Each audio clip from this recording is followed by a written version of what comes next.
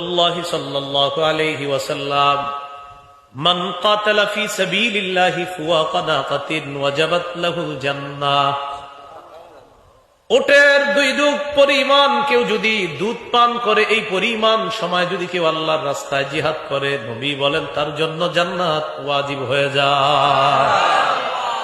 নিয়ত আসেনি সবার?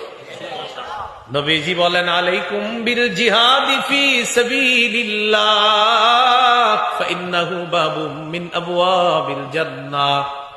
তোমরা আল্লাহর রাস্তায় জিহাদ করো, জান্নাত, এই জান্নাতের দরজা আছে, এই জান্নাতের একটা দরজার নাম হলো জিহাদ। জান্নাতের একটা দরজার নাম, জান্নাতের একটা দরজার নাম কি?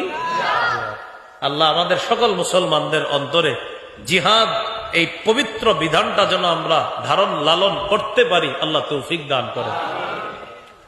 قال رسول الله صلى الله عليه وسلم الجهاد ماض الى يوم القيامه। নবী বলেন কিয়ামত পর্যন্ত জিহাদ জারি থাকবে, কিয়ামত পর্যন্ত জিহাদ জারি থাকবে, কোথাও না কোথাও জিহাদ চলতে থাকবে, অব্যাহত থাকবে। আল্লাহ আমাদের সকলকে জিহাদের প্রতি পবিত্র সুধারণা যেন আমরা রাখতে পারি, আল্লাহ তৌফিক